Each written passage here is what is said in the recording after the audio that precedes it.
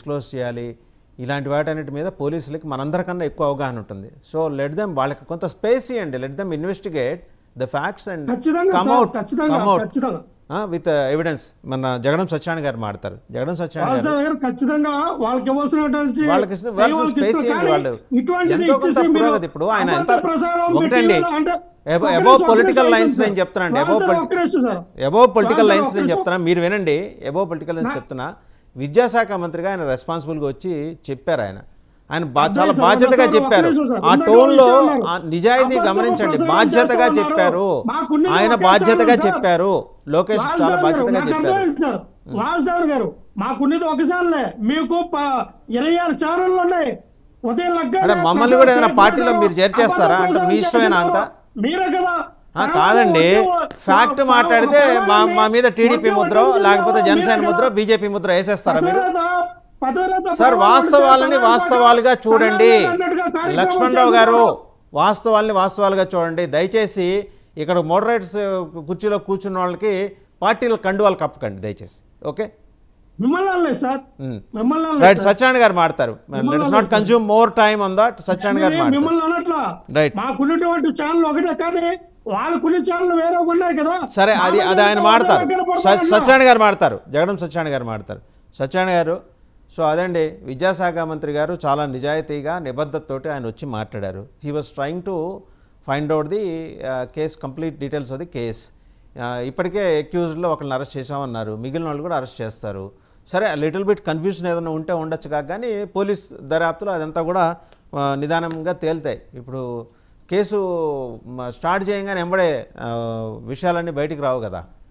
So ఆయనే చెప్పారు, కానీ ఇంకా ఏవో అపోహలు ఉన్నాయి. ఏంటి, ఎందుకని? అది నిజంగా గద్దె రామ్మోహన్ రావు గారి బంధువుల కాలేజీనా?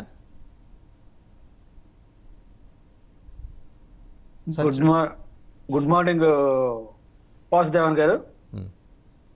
ముందుగా టీవీ9 ప్రేక్షకులకు 99 టీవీ అండి, 99 టీవీ, సారీ సార్, 9999 ప్రేక్షకులకు, డిబేట్ లో పాల్గొన్నటువంటి మరి తోటి అందరికీ కూడా శుభోదయం. సార్, ఈరోజు లక్ష్మణ్ గారు మాట్లాడకుండా కాసేపు ఉండమానండి. ఆయన చెప్పిన ప్రతిదానికి నేను సమాధానం చెప్తాను. ఎందుకంటే బాబు అధికారాన్ని అడ్డు పెట్టుకుని సాక్షి మీడియాను తెర మీదకు తెచ్చుకున్నటువంటి రాజకీయాలు ఉన్నటువంటి పార్టీ వైసీపీ పార్టీ. వైసీపీ ఇటువంటి విషయాలనే ప్రజల్ని మభ్య పెట్టడం కోసం తెచ్చినటువంటి సాక్షి మీడియా నేను ఖచ్చితంగా చెప్పగలను. ఎందుకంటే వాళ్ళ పుట్టుక నుంచి ఈ రోజు వరకు కూడా, సాక్షి మీడియా పుట్టుక నుంచి ఈ రోజు వరకు కూడా వాళ్ళు ప్లే చేస్తున్నటువంటి, పక్క ఛానల్స్ ప్లే చేస్తున్నటువంటి పద్ధతిని, వీళ్ళ ప్లే చేస్తున్నటువంటి పద్ధతిని, వాళ్ళ ప్రచారం చేస్తున్నటువంటి వార్తలు, వీళ్ళ ప్రచారం చేస్తున్నటువంటి వార్తలు మనం గమనించినట్లయితే నక్కకి నాగలాగానికి ఉన్నంత తేడా కనపడుతుంది. ఎందుకంటే అనుభవం లేనటువంటి మీడియా వీళ్ళు కేవలం వీళ్ళ విషయాలు ఫోకస్ చేయడం కోసం, కేవలం ఇప్పుడు వీళ్ళు ఆ శాఖకు, విద్యాశాఖకు లోకేష్ బాబు గారు మంత్రిగా ఉన్నారు కాబట్టి ఆ శాఖలో ఏ చిన్న విషయం జరిగినా దాన్ని ఏ విధంగా భూతత్వంలో చూపించి ప్రజల ముందు మరి వాళ్ళ ప్రఖ్యాతని దెబ్బతీయాలని చెప్పేసి పన్నాగంతో పన్నుతున్నటువంటి భాగాలుగా మనం చెప్పొచ్చు. కానీ ఇటువంటి విషయాలు ఏవైతే జరిగాయో నాకు నిజంగా ఆ కాలేజ్ ఎవరిదే, హాస్టల్ ఎవరిదే, ఆ విషయాలు పోదలుచుకోలేదు, నాకు తెలియదు ఖచ్చితంగా.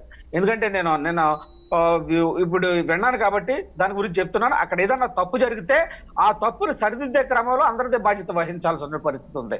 ఈవెన్ జగన్మోహన్ రెడ్డి గారితో సుద్ధా ప్రభుత్వానికి తెలియపరచాల్సిన పరిస్థితుల సందర్భాలు ఉన్నాయి. కానీ ఇలాగా మీడియా ఉంది కదా అని చెప్పేసి, మనకు అవకాశం వచ్చింది కదా అని చెప్పేసి ఎదుటి వాళ్ళ మీద బుదరజల్లడం, లేకపోతే కేసును పక్కదారికి పట్టించి, విషయాన్ని పక్కదారి పట్టించి కేవలం తన ఫోకస్ కోసమే మాట్లాడుకోవడం అనేది సాక్షి మీడియాకే కాదు, వైసీపీ నాయకులకి అందరికీ ఇది వర్తిస్తూ ఉంది. ఎందుకంటే గత 5 సంవత్సరాలుగా వాళ్ళ పరిపాలనలో ఎన్ని హత్యలు జరిగాయి, ఎన్ని మానభంగాలు జరిగాయి, ఎంతమంది త్వరగా ఎఫ్ఐఆర్ చేసి కేసుకి జైలుకి పంపారనేది మనం చూస్తే అది జీరో అనాలిసిస్ గా మనం చెప్పొచ్చు. కానీ ఈ రోజు ఏదైనా విషయం జరిగితే స్పాట్ లో ఎఫ్ఐఆర్ నమోదవుతుంది, స్పాట్ లో ఇన్వెస్టిగేషన్ జరుగుతుంది, స్పాట్ లో సత్యనారాయణ గారు ఒకే ఒక ప్రశ్న మిమ్మల్ని అడుగుతాను.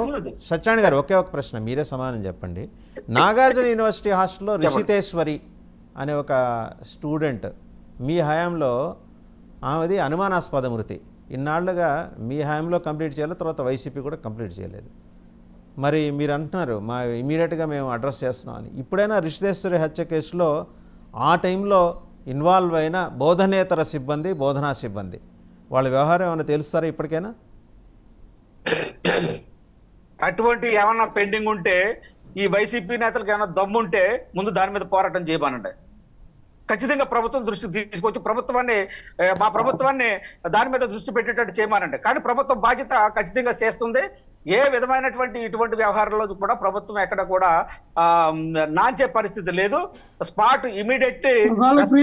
ఎందుకంటే గతంలో లక్ష్మణ్ గతంలో 30 మనం చూసాం, మొన్న చెప్పారు వీళ్ళు ఎన్ని 35 మటలు జరిగిపోయాయి, లేకపోతే 35 మానభంగాలు జరిగిపోయాయి అంటే డేటా ఇవ్వమంటే ఈ రోజు కూడా డేటా ఇవ్వలేనటువంటి దౌర్భాగ్య పరిస్థితిలో ఉన్నారు వైసీపీ నేతలు. ఎందుకంటే వైసీపీ నేతలు ఎంతమంది మీడియాకి మొఖం సాటేసి తిరుగుతున్నారో మనందరికీ కూడా తెలుసు. ఈ సందర్భంగా నేను చెప్పేది ఏంటంటే మనకు ఈ రోజు వరదల విపత్తి చంద్రబాబు నాయుడు గారు పే చేస్తూ ఉన్నారు.